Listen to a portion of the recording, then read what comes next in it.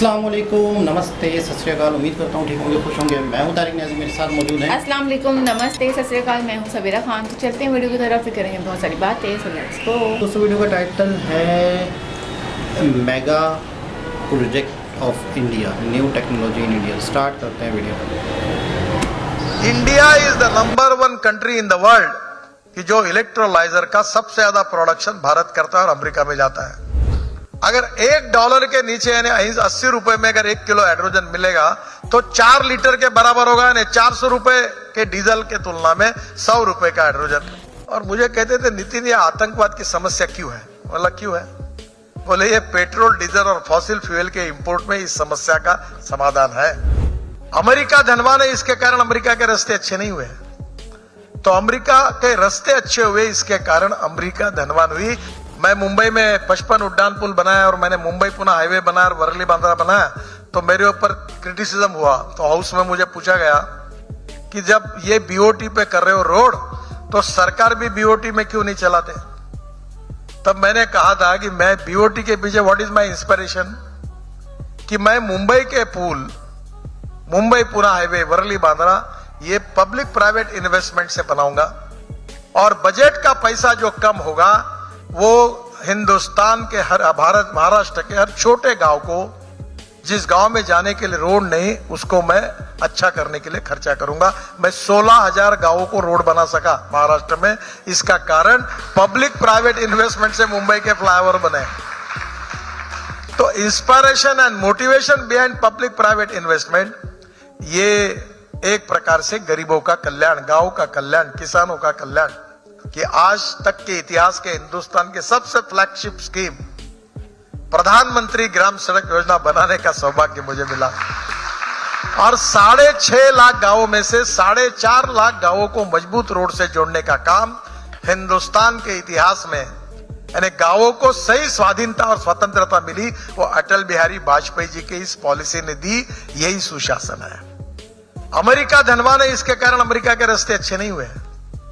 तो अमेरिका के रास्ते अच्छे हुए, इसके कारण अमेरिका धनवान हुई। अटल बिहारी वाजपेयी जी ने ये लाखों गांवों में बसे हुए गरीब लोगों के लिए रोड दिया, बच्चे स्कूल में जाने लगे, गांव का फल फूल सब्जियां दूध गांव में आने लगा, किसान का कल्याण हुआ, गांव की स्कूलें अच्छी हुई, एक प्रकार से नया सामाजिक आर्थिक परिवर्तन हुआ।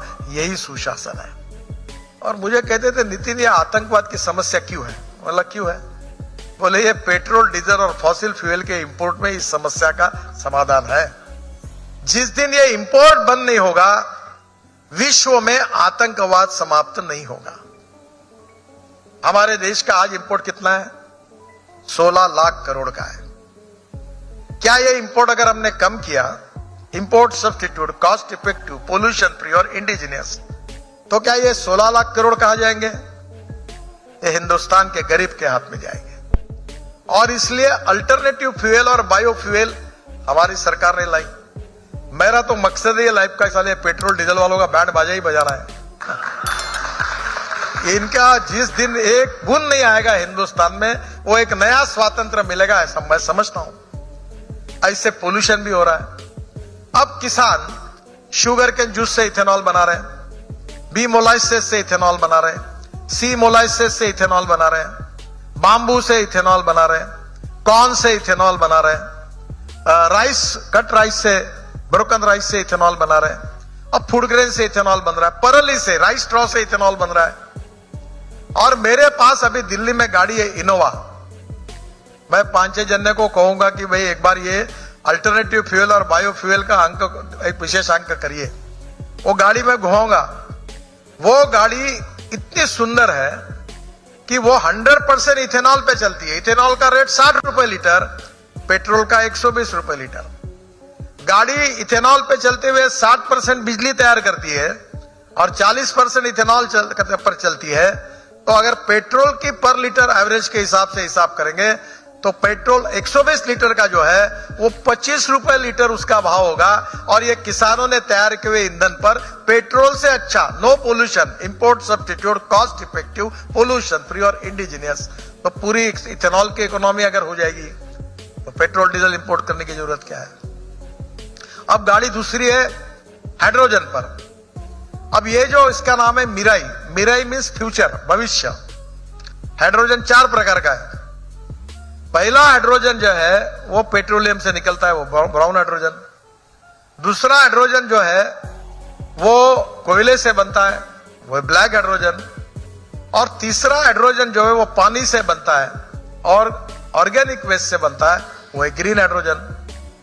अब जो पानी से हाइड्रोजन बनता है उसमें इलेक्ट्रोलाइजर लगते हैं। India is the number 1 country in the world कि जो इलेक्ट्रोलाइजर का सबसे ज्यादा प्रोडक्शन भारत करता है और अमेरिका में जाता है। पर 1 किलो हाइड्रोजन के लिए 50 यूनिट पावर लगती है। अगर सोलर पावर 3 रुपए अगर पकड़ेंगे तो 150 रुपए की हो गई, तो हाइड्रोजन का भाव 300 रुपए किलो जाएगा। 1 kilo hydrogen equal to 4 litre of diesel, 3 to 4 litre. तो स्वाभाविक रूप से मैंने तय किया कि हाइड्रोजन का रेट $1 के नीचे लाएंगे। अगर $1 के नीचे यानी 80 रुपए में अगर 1 किलो हाइड्रोजन मिलेगा तो 4 लीटर के बराबर होगा, यानी 400 रुपए के डीजल के तुलना में 100 रुपए का हाइड्रोजन, तो सस्ता होगा। और हाइड्रोजन पर अगर गाड़ियां चलेगी, ट्रक चलेगी, बसेस चलेगी। अब हो गया, टाटा और लेलैंड ने उनके आईसी इंजन में हाइड्रोजन डालने के ट्रक मैंने लॉन्च किए। अब कार आ रही हाइड्रोजन की, बसेस आ रही हाइड्रोजन की, और पानी से हाइड्रोजन निकालने की 2 टेक्नोलॉजी अभी निकली और अभी काफी इंडिया में काम हो रहा है। यही तो राष्ट्रवाद है, यही तो स्वदेशी है। इंपोर्ट को कम करना, एक्सपोर्ट को बढ़ाना, गरीबी को दूर करना, एम्प्लॉयमेंट पोटेंशियल को खड़ा करना। 50 लाख लोगों को रोजगार मिलेगा। अब मैं ऑटोमोबाइल इंडस्ट्री का मंत्री हूं।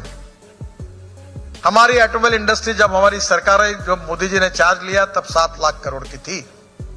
आज हमारी इंडस्ट्री 12.5 लाख करोड़ की है और this is the industry which create maximum job. 4.5 crore लोगों को जॉब दिया है।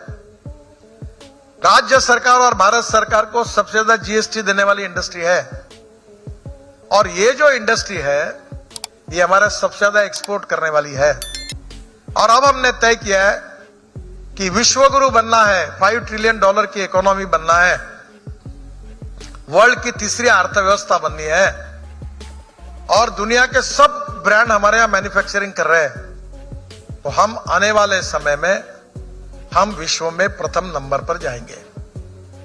और मैं विश्वास दिलाता हूं 5 साल के अंदर, अभी फिलहाल स्थिति ऐसी है कि चाइना पहले नंबर पर, अमेरिका दूसरे नंबर पर, भारत तीसरे नंबर पर आत्मनिर्भर भारत सुशासन के द्वारा, हमारे विचारों के द्वारा आने वाले समय में 5 साल के अंदर ये इंडस्ट्री हम लोग विश्व की नंबर 1 की ऑटोमोबाइल इंडस्ट्री बनेंगे और निश्चित रूप से पूरे देश को एक्सपोर्ट करेंगे। अभी ट्रैक्टर इलेक्ट्रिक पर तैयार हो रहा है, ट्रक इलेक्ट्रिक पर तैयार हो रहा है, रोपवे, केबल कार, फेनिकुलर रेलवे, मैं 260 प्रोजेक्ट को मैं काम कर रहा हूं।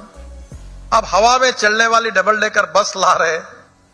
तो मुझे आप बताइए कि टेक्नोलॉजी का उपयोग करके आत्मनिर्भर भारत बनना, गरीबी को दूर करना, राष्ट्र को सामर्थ्यवान करना। मेरा आपसे अनुरोध है कि बहुत सी बातें बताने लायक है पर समय की कमी है। जी जनाब, energy, solar energy, ethanol, hydrogen, इनकी बातें सुन के हमारे अंदर जो एनर्जी आती है उस एनर्जी का क्या नाम है? ऐसी मोटिवेशन, जज्बा आता है, जज्बा। जज्बा ऐसा मतलब है कि दिल कड़कता भी है पाकिस्तान में बैठे होने की वजह से कि यार क्या कुछ कर रहे हैं, क्या गरीबी खत्म करनी है बस। देखिए ना, जब आप नई इंडस्ट्री खोलते हो, नए सिस्टम में आते हैं, नए तरीके से एनर्जी पैदा करने के ज़राए ढूंढते हो, तो उससे कितने लोगों का, करोड़ों लोगों का रोज़गार बना है, करोड़ों लोगों को रोज़गार मिला है। सबसे खूबसूरत चीज़ आत्मनिर्भर। एक बूंद भी पेट्रोल की नहीं आए वो दिन समझो एक तरह से ये सुकून का सांस लेंगे। सोलर, अच्छा पानी से भी मतलब है कि हाइड्रोजन का क्या वर्ड यूज़ करा कि डीजल वालों के लिए, पेट्रोल वालों के, तो मैंने क्या करना है, मतलब पूरा ही एक बूंद नहीं कुछ वर्ड यूज़ करा था, वो बड़ा अच्छा वर्ड यूज़ करा था उनके लिए। पीछे पड़ गया हूँ इस तरह से कुछ कह रहे थे, पता नहीं क्या बोला था। तो कहने का मतलब ये है कि इन्होंने उनको बैंड करके ही, बंद करके ही दम लेना है। और बहुत मर्तबा, कई मर्तबा ये वाला जुमला ये कह चुके हैं जिससे हमारे जहनों में हमेशा ये बात रहती है, अमेरिका अमीर है, इसलिए उसके रोड अच्छे हैं, ऐसा नहीं है।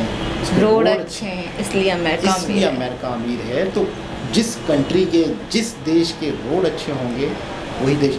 अच्छा, पैसे की बार बार कहते हैं मुझे कोई कमी नहीं है, पैसे की कमी नहीं है। पब्लिक प्राइवेट पार्टनरशिप के ज़रिए से रोड बनते हैं, ठीक है।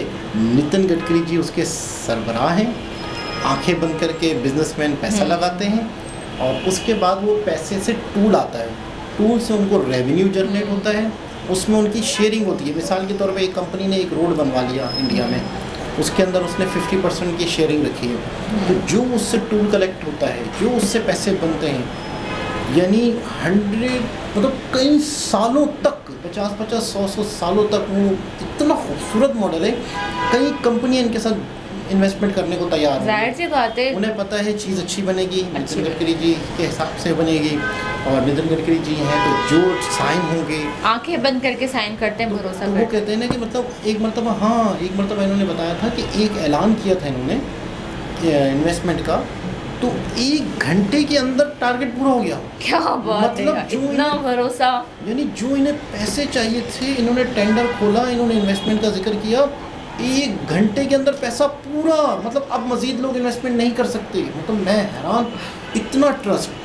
जब भी तो लोग कहते हैं कि आने वाले वक्त में या तो योगी जी, हाँ, या तो योगी जी, नितिन गडकरी, लेकिन इनका कोई माइंड ही नहीं है पॉलिटिक्स में आना है। ये इनका ये तो बस ये पॉलिटिक्स में तो हैं, लेकिन नहीं, ये मतलब जैसे लेकिन एक शौक होता है ना, मतलब क्या प्राइम बोलेंगे, मिनिस्टर, हाँ प्राइम मिनिस्टर क्या बोलेंगे हिंदी में, प्रधानमंत्री। हाँ प्रधानमंत्री बनने का इनका कोई इंटरेस्ट नहीं है कि इनका नहीं, सिर्फ नहीं। ये है बस लोगों की सेवा करूं और बस लोगों को फायदा। इंटरेस्ट नहीं है, लेकिन पार्टी जो इन्हें जिम्मेदारी देगी ना, मिसाल के तौर पर पार्टी इनको कहती है कि हम तुम्हें प्राइम मिनिस्टर के लिए खड़ा करते हैं, प्राइम मिनिस्टर ये बन गए, तो ये उसको अपनी ड्यूटी समझ के अंजाम देंगे। ये लेकिन वो ठीक है, लेकिन फिर इनका इससे फोकस हट जाएगा ना कि भाई मैंने मतलब अमेरिका को भी पीछे छोड़ना है। प्राइम मिनिस्टर बन के इनके पास और अथॉरिटियाँ आ जाएंगी, और ज़्यादा शक्तिशाली हो जाएंगे, लेकिन और रिस्पॉन्सिबिलिटी भी तो बहुत सारी आ जाएंगी। तो और वो रिस्पॉन्सिबिलिटियाँ भी तो यही हैं कि आप मुल्क को आगे लेके जाओ।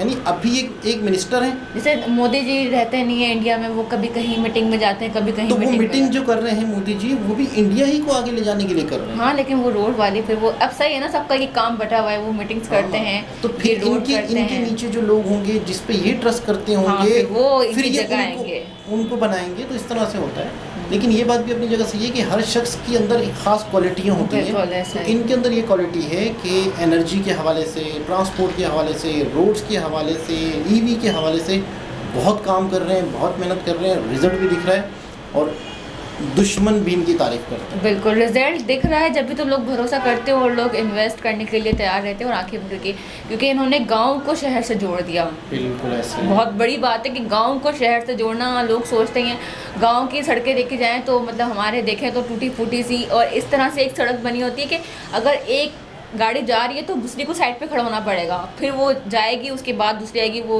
बिल्कुल मतलब ऐसे और ये जैम हो जाता है। जो सिंगल गाड़ी गुजरने वाली सड़क है, ये मेन शहरों को कनेक्ट कर रही है आपस में, मेन शहरों को। यानी ऐसा नहीं है कि गांव देहातों के अंदर, नहीं भाई, मेन शहरों की सड़कें यही है, बस खत्म।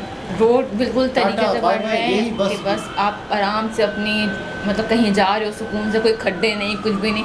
पहले तो ऐसा होता था ना कि खड्डों में रोड होते थे, लेकिन अब तो भाई खड्डा बिल्कुल भी नहीं दिखेगा आपको, बिल्कुल स्मूथली गाड़ी, और गाड़ी भी इतनी अच्छी अच्छी निकाली हुई है उन्होंने, इतनी फ्लेक्सिबल गाड़ी है कि आराम से सुकून से, रोड भी अच्छा, गाड़ी भी अच्छी, हर चीज़। इनकी वीडियो देख के बड़ा जज्बा मिलता है, बहुत सीखने ज़्यादा को मिलता है, बहुत जज्बा मिलता है। दोबारा किसी और वीडियो के साथ आपसे मुलाकात होती है, जब तक के लिए ख्याल रखें, अल्लाह हाफिज़।